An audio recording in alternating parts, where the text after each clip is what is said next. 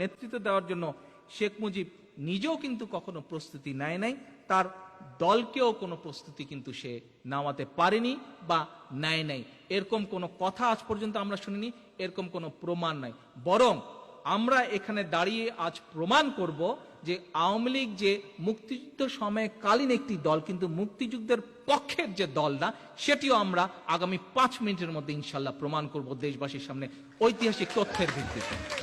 এটি নিয়ে কিন্তু কোনো কিছু বলতে পারেনি, প্রমাণ করতে পারেনি।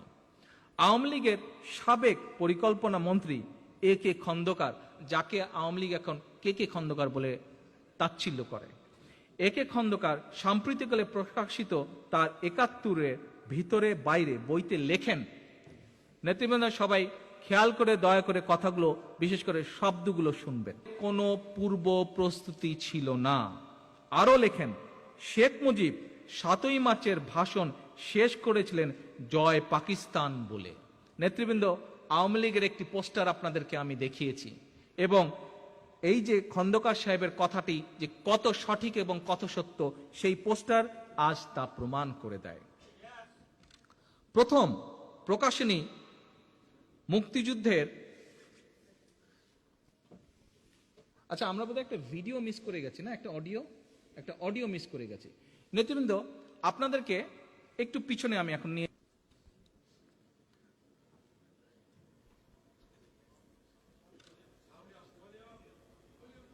দেবে, একটু ধৈর্য ধরেন। নির্বাচনে অংশ নেয় পাকিস্তানের সংবিধান রচনার জন্য।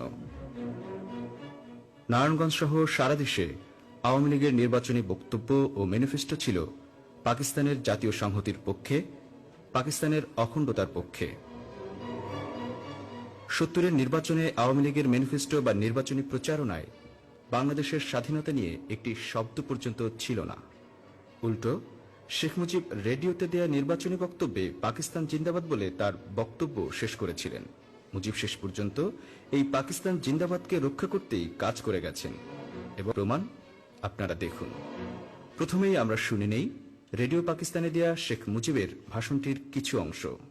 We believe that with the support and confidence of the people which our party enjoys, we shall inshallah be able to successfully to meet this challenge. Pakistan Jindabad. চলুন শেষের অংশটি আবার ভালো করে শুনি। Be able to successfully to meet this challenge. Pakistan Jindabad. আমরা কি শুনলাম? শেখ মুজিব নিজের কণ্ঠে পাকিস্তান জিন্দাবাদ বলে ভাষণটি শেষ করলেন। পৃথিবীতে যত রকম টেকনিক্যাল টেস্ট আছে, যে কোনটি কোন মানুষের গলা বোঝা যাবার টেস্ট আছে, এই টেস্টগুলো আমরা ফেস করার জন্য রেডি আছে। পারলে আসেন। ওকে, এবার আমরা আসেন দেখি খন্দকার সাহেব আরো কি কি বলেছিলেন ওনার বইয়ে।